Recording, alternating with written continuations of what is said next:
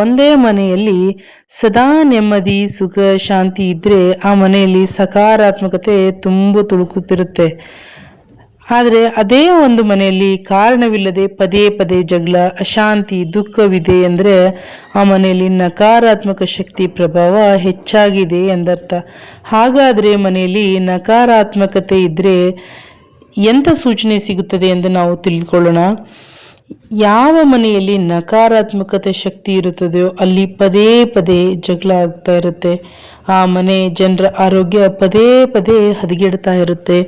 ಮನೆಯೊಡೆಯ ಯಾವಾಗಲೂ ಕೋಪದಿಂದಲೇ ಇರುತ್ತಾನೆ. ಆ ಮನೆಯಲ್ಲಿರಲು ಇಷ್ಟವೇ ಆಗುವುದಿಲ್ಲ.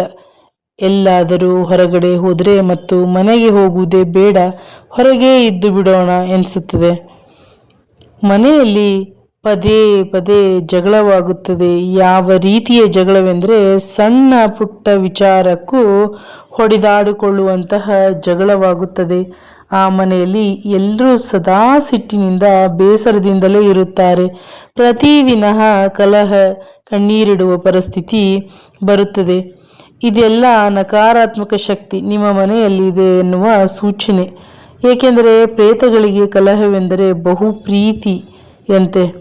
ಆರ್ಥಿಕ ಪರಿಸ್ಥಿತಿಯು ಹದಗೆಡುತ್ತದೆ. ಹಣ ನೀರಿನಂತೆ ಹರಿಯುತ್ತದೆ. ಖರ್ಚು ಹೆಚ್ಚಾಗುತ್ತದೆ. ಆದಾಯ ಬರುವುದೇ ನಿಲ್ಲುತ್ತದೆ. ಮನೆ ಜನರ ಆರೋಗ್ಯ ಹಾಳಾಗುತ್ತದೆ. ಅನಾರೋಗ್ಯದ ಚಿಕಿತ್ಸೆಗಾಗಿಯೇ ಹಣ ಖರ್ಚಾಗುತ್ತದೆ. ಮತ್ತು ಜನರಲ್ಲಿ ಕೆಟ್ಟ ಯೋಚನೆಗಳು ಬರುತ್ತವೆ. ಕಾರಣವಿಲ್ಲದೆ ಆತ್ಮಹತ್ಯೆ ಮಾಡಿಕೊಳ್ಳುವ ವಿಚಾರ ಅಥವಾ ಆತ್ಮಹತ್ಯೆ ಮಾಡುವ ವಿಚಾರಗಳೆಲ್ಲ ಬರುತ್ತದೆ.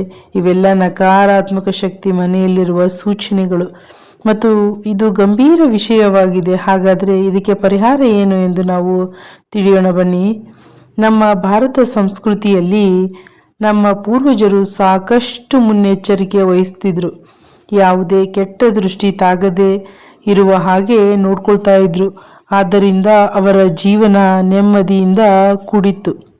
ಅವರು ಆರೋಗ್ಯವಾಗಿರುತ್ತಿದ್ದರು.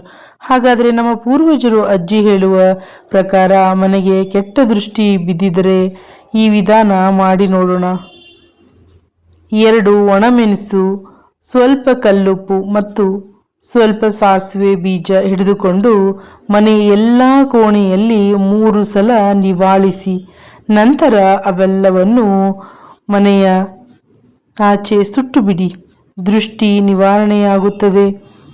2ನೇಯದು, ಒಂದು ಹತ್ತಿ ಬತ್ತೆ ತೆಗೆದುಕೊಳ್ಳಿ. ಅದನ್ನು ಸಾಸಿವೆ ಎಣ್ಣೆಯಲ್ಲಿ ಚೆನ್ನಾಗಿ ಅದ್ದಿದ ಬತ್ತಿಯನ್ನು ಮನೆಯ ಎಲ್ಲ ಸದಸ್ಯರ ಮೇಲೆ 3 ಸಲ ನಿವಾಳಿಸಿ ಆಮೇಲೆ ಅದನ್ನು ಸುಟ್ಟು ಬಿಡಿ. ನಂತರ ಒಂದು ನಿಂಬೆಕಾಯಿ ತಂದು ಮನೆಯ ಮುಂದೆ ನಿಂತು ನಿವಾಳಿಸಿ ನಂತರ ಅದನ್ನು 4 ಕಟ್ ಮಾಡಿ 4 ದಿಕ್ಕಿಗೂ ಎಸೀರಿ.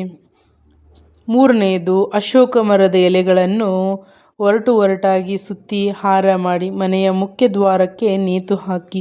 ಇದರಿಂದ ಮನೆಯೊಳಗೆ ಪಾಸಿಟಿವ್ ಎನರ್ಜಿ ಬರುತ್ತದೆ. ಜೊತೆಗೆ ಕೆಟ್ಟ ದೃಷ್ಟಿಯ ಪ್ರಭಾವ ಸಮಾಪ್ತವಾಗುತ್ತದೆ.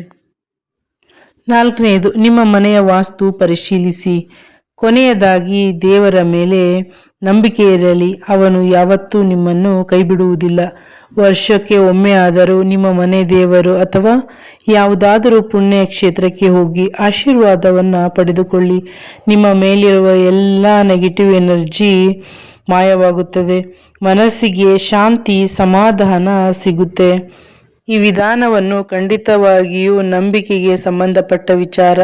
ದೇವರು ಎಲ್ಲರಿಗೂ ಒಳ್ಳೆಯದನ್ನು ಮಾಡಲಿ. ನಂಬಿಕೆಯಿಂದ ಒಮ್ಮೆ ಈ ರೀತಿಯಾಗಿ ಮಾಡಿ ನೋಡಿ. ವಿಡಿಯೋ ಯೂಸ್ಫುಲ್ ಅನಿಸಿದರೆ ನಿಮ್ಮ ಫ್ರೆಂಡ್ಸ್ ಆ್ಯಂಡ್ ಫ್ಯಾಮ್ಲಿಗೆ ಶೇರ್ ಮಾಡಿ. ಹಾಗೆ ಚಾನಲನ್ನು ಸಬ್ಸ್ಕ್ರೈಬ್ ಮಾಡದೆ ನೋಡ್ತಾ ಇದ್ದರೆ ಸಬ್ಸ್ಕ್ರೈಬ್ ಮಾಡ್ಕೊಂಡು ನೋಡಿ.